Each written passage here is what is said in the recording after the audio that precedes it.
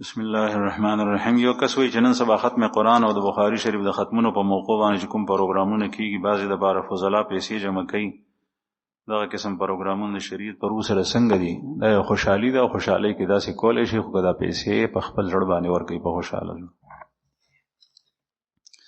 یو کس وی چې زه په مونځ باندې ولاړم او په ګاډی مې وراسره او په ګاډي کې مې ماشوم ناست او ماشوم چې کوم دی نو هینډ بریک هغه کلاو کو د هغې په وجه باندې ګاډی روان شو، ما مونځ پرېښو، ګاډی مې ودرولو. د دې وجه نه چې بچی یا ضایع نه شي یا زخمي نه شي، اوس چې دا ما مونځ مات کړی دی د دې کفاره خو نشته. نه، چې کله تا ته پته وي چې دا ماشوم یا دا بوډا یا دا بوډۍ یا دا انسان مري داسې خطرناک ځای کې وي، نو هغې دپاره مونځ ماتولی شي، دا مونځ به دوباره کړي. یو کس تپوس کوي چې غیر مسلم باندې سلام اچول یا غیر مسلم نه سلام اخیستل څنګه دي؟ غیر مسلم باندې سلام اچول نه دي پکار. غیر مسلم باندې سلام اچول نه دي پکار، ځکه چې سلام اچول دعا ده د سلامتیا او په هغې ته ګناهګارېږي. که ته ووایې چې السلام علیکم په تا د سلامتیا وي، نو مطلب دا دی چې ته د هغه د کفر په حالت باندې خوشحالې. دا ډېره خطرناکه خبره ده. او چې هغه سلام واچوي نو بیا به ورته وعلیکم السلام نه وی، بیا به صرف وعلیک وی، یا خو چپ پاتې شه، او که چپ نه پاتې کېږي نو وعلیک ووایه، سلام لفظ ورسره مه وایه. یو کس وایي چې بعضې خلک د تکبیر تحریما نه مخکې په نوم باندې لاس کیږي. ما اورېدلي چې دا خلاف سنت دي، او د تکبیر تحریما نه مخکې په نوم باندې لاس کېښول نه دي پکار، ځکه چې د مونځ حالت لا شروع شوی نه دی، دا اشتباه ده. مونځ شروع کېږي د الله اکبر نه پس.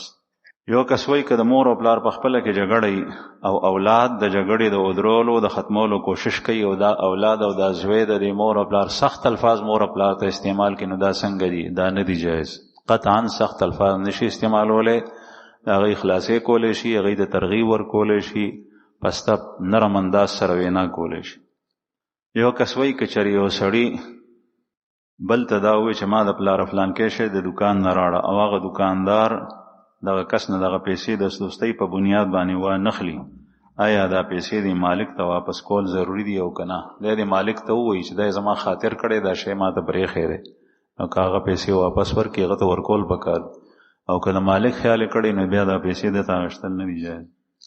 یو کس وایي چې ما دا اورېدلي دي چې کوم جومات وقف نی نو په هغې کې مونځ نه کېږي. نو تپوس دا دی چې آیا داسې جومات کې مونځ نه کېږي؟ نه، دا غلطه دی اورېدلي ده. کوم جومات چې وقف نی په هغې کې مونځ کېږي، لیکن حکم یې د جومات نه دی. حکم د جومات څه شی او اجر یې هغه عمره نه دی.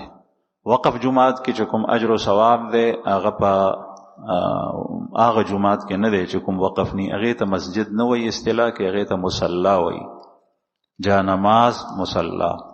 او چې نوم هم پې لیکئ چېرته په دې ښاریو کې ضرورت پېښېږي په دې پلازو کې، نو مصلا یا جا نماز نوم پې کېدی، نو په هغې نه پته لګي چې دا وقف نه دی. عام جومات ته حایزه ښځه، نفسا ښځه، جنبي سړی نشي راننوتی. حالت حیض کې، نفاس کې، جنابت کې څوک نشي راتلی، که راشي نو حرام او ګناه کې مبتلا شو. او هغه مصلا ته حایزه ښځه، نفسا او جنبي سړی تلی شي، ځکه چې هغه حکم د جومات نه دی.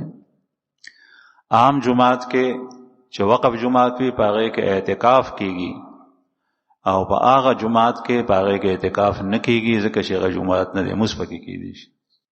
یو کس تپوس کوي چې د مازدیګر د مونځ نه پس په کور کې جارو وهل، صفایي کول، دا ټیک دی او که نه؟ بعضې زنانه وایي چې دا ګناه ده، دا غلطه ده، د ښځو خبرې دي، د دین خبرې نه دي.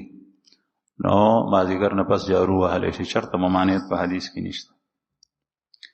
بل تپوس یې کړی دی چې قرآن پاک کې دي چې د رښتینو خلکو ملګرتیا وکوي.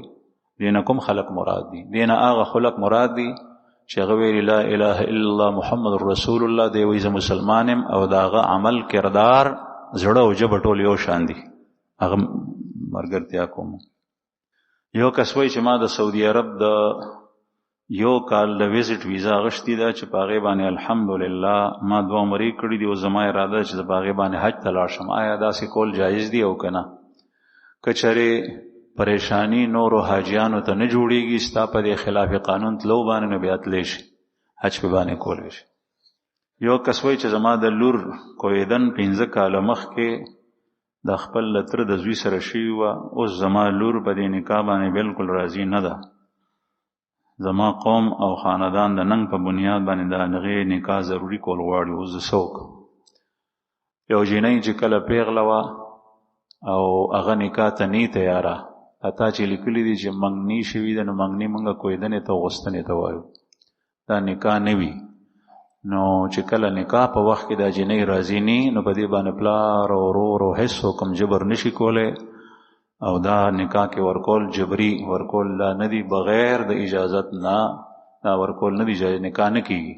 رسول الله صلی الله علیه وسلم فرمایي چې باکره او سیبه، کونډه او جنۍ پیغله، د دواړو نه به د نکاح په وخت کې تپوس کوي. کونډه چې کوم دی نو هغه خو په خوله ویلی شي چې او زه راضي یم، او جنۍ چې کوم دی نو هغه بیا په خوله باندې نشي ویلی، نو که هغې خاموشي م اختیار که نو هم رضا ده. خو که هغه وایي چې نه زه دا خاوند نه کوم، نو بیا دا په زور نشي ورکولی. یا که مثلا نکاح وشوه تپوس نه شوی د جنۍ نه، او څه وخت دا خاوند دې څخه ځي او دا شور جوړ کړي، دا وایي چې نه خاوند ځان ته نږدې نه پرېږدي، نه نکاح نه کېږي. یو کس وایي چې د یوې ښځې خپل خاوند ته په حقه یا په ناحقه خیرې کول دا څنګه دي؟ خیرې څوک په ناحقه نه کوي، څه وجه وي نو هلی کوي، او باقي خیرې کول بد دعا ده. که دغه کس کې د خیرو ځای وي د بد دعا، نو د خلکو د ازار نه ځان ساتل پکار دي، که هغه خپله ښځه ولیني، او که ځای درکیني نو بیا تا ته څه نقصان نه در رسي. بل تپوس یې کړی دی چې عریش نام کې خل دا څنګه دي؟ عریش نوم کې خل جایز دي، عریش نوم کې خل جایز دي، خو معنی د سفر چپر، عریش سفر ته.